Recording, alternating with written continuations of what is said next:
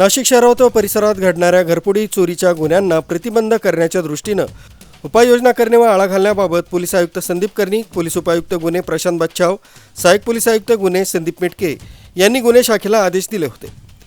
त्या अनुषंगाने गुन्हे शाखा युनिट 2 कडील पोलीस हवालदार प्रकाश भालेराव व शंकर काळे यांना गोपनीय बातमी मिळाली की रेकॉर्डवरील गुन्हेगार नामे अजय वाघेला राहणार सिन्नर फाटा यानं नाशिक शहरात घरफोडी केलेल्या असून त्याच्याकडे खूप सोनं आहे।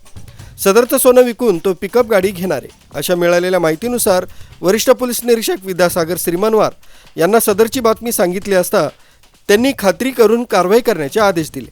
त्या मार्गदर्शनाखाली विलास गांगुर्डे, राजेंद्र घुमरे, प्रकाश भालेराव, शंकर काळे, सुनील आहेर आदींनी सिन्नर फाटा मनपा दवाखान्याच्या जवळ उभा असलेला रेकॉर्डवरील गुन्हेगार अजय राजू वाघेला वय 26 वर्ष सध्या राहणार गामणे यांच्या मळ्यात मखमालाबाद शिवार नाशिक, मूळ राहणार रावेर रेल्वे स्टेशन जवळ बोर झोपडपट्टी जळगाव फिरस्ता या सापळा रचून ताब्यात घेतलाय।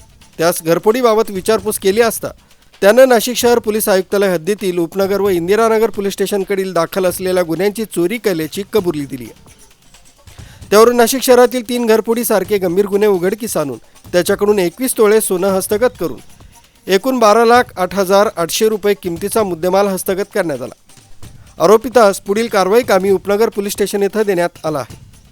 सदरची कामगिरी वरिष्ठ पोलीस निरीक्षक विद्यासागर श्रीमनवार यांच्या मार्गदर्शनाखाली गुन्हे शाखा युनिट 2 कडील विलास गांगुर्डे, राजेंद्र घुमरे, बाळू शेळके, प्रकाश भालेराव, शंकर काळे, गुलाब सोनार, संजय सानप, सुनील आहेर, प्रकाश बोडके, नंदकुमार नांदुर्डीकर, प्रकाश महाजन, चंद्रकांत गवळी, विजय वरंदळ, वाल्मिक चव्हाण, प्रवीण वानखेडे, जितेंद्र वजिरे आदींनी केली।